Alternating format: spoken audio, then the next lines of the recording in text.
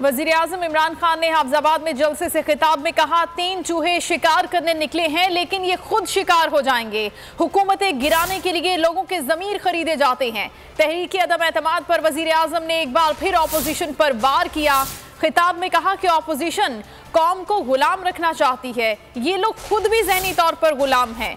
जब भी कोई गोरा आता है शहबाज शरीफ टाई सूट पहन लेते हैं ताकि ये बावर करा सके कि मैं भी आप जैसा ही हूँ। अमरीकी सदर के सामने पाकिस्तानी वजीर आजम की कापे टांग जाती थी। कहा, जरदारी और नवाज शरीफ ड्रोन हमलों की मजम्मत तक नहीं करते थे, मैंने पूरी तहरीक चलाई। यूरोपीय सफीरों ने मुखालिफत की वजह पूछी तो उन्हें तसल्ली बख्श जवाब दिया, घबराया नहीं। सियासत में आया तो मुझे आलू टमाटर की कीमत भी मालूम नहीं थी। पाकिस्तानियों को एक कौम बनाने के लिए सियासत शुरू की। दुनिया भर में तेल महंगा हुआ लेकिन हमने पेट्रोल और बिजली की कीमतें कम कर दी। कि ये जो सब इकट्ठे होकर कोशिश कर रहे हैं कि हुकूमत गिर जाएगी, ये आसान नहीं होगा।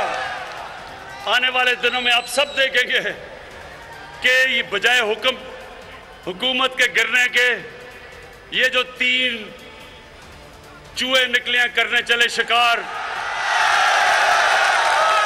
इन तीनों का इंशाल्लाह आप शिकार होते देखेंगे कि मुल्क के नामवर करप्ट लोग, मुजरिम, अदालतों में जिनके केस, वो जब सब खड़े होके एक तरफ कोशिश करते हैं कि मुल्क की रियासत को गिराने के लिए, पैसा चलाने के लिए, लोगों को खरीदने के लिए, चोरी के पैसे से लोगों के जमीर खरीदने के लिए, तो रियासत की जिम्मेदारी होती है इसके खिलाफ आवाज बुलंद करना, अवाम की जिम्मेदारी होती है, अदलिया की जिम्मेदारी होती है, इलेक्शन की जिम्मेदारी होती है।